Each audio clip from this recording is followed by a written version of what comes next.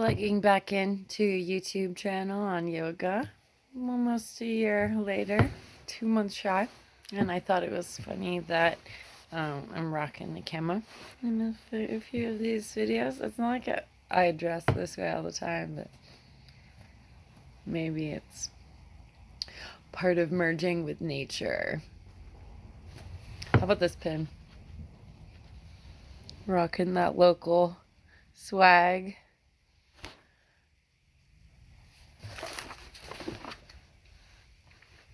This book, though, right?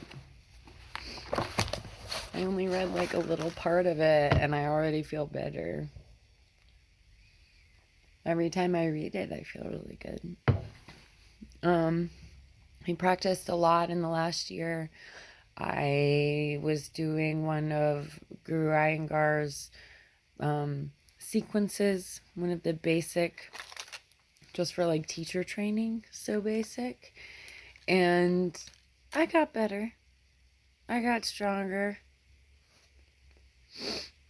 I'll admit, I was doing chiropractic along with that, and like had some issues with my foot not getting adjusted, and the spine kept falling out. And once my yoga teacher suggested that I get my foot adjusted, I did that. It all like held, and my spine hasn't fallen out in like a month or two.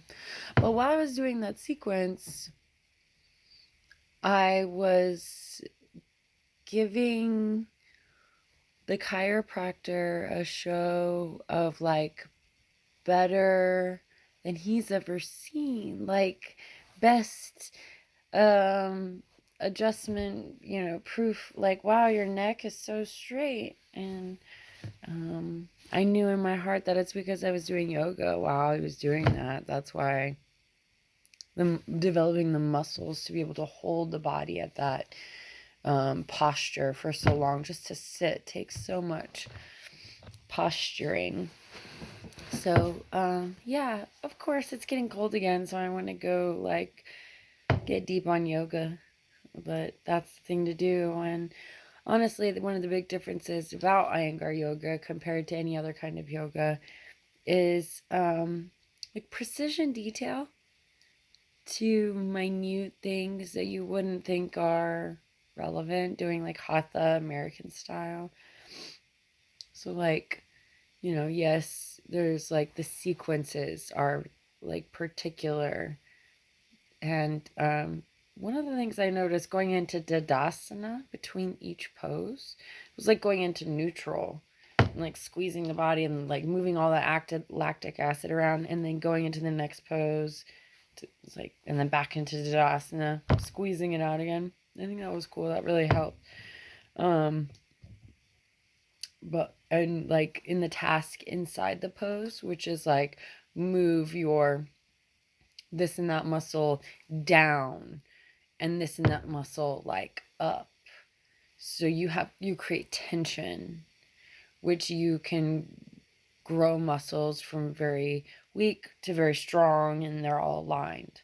But also precision detail, like reading this in a yoga class, I feel like just by talking about the things that these ancient people who are like 5,000 BCE were telling the stories of, it is clarifying.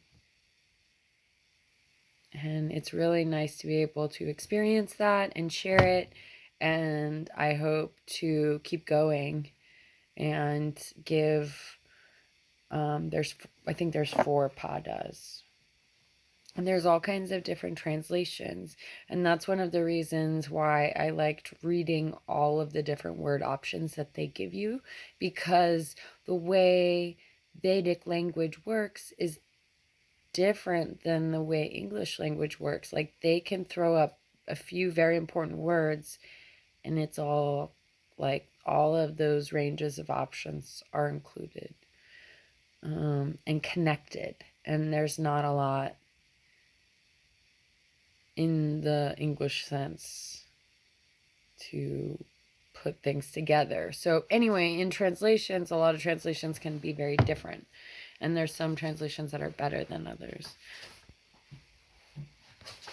But no judgment. Each one has its own value, because sometimes like the perspective, putting all of them together, gives you this shape of thought that's more comprehensive than the thought would have been.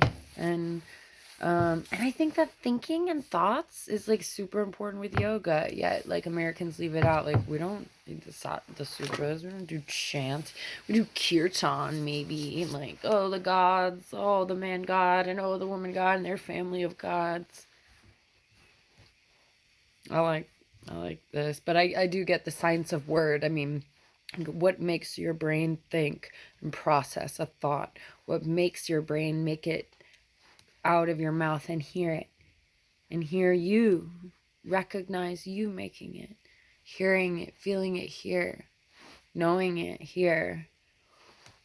It's just like complaining or like talking to your problems with your friends. It's like when you are, the science of word is like you process things differently when you hear it, when you hear yourself say it. So I don't know, you're welcome to chant with me if you want to.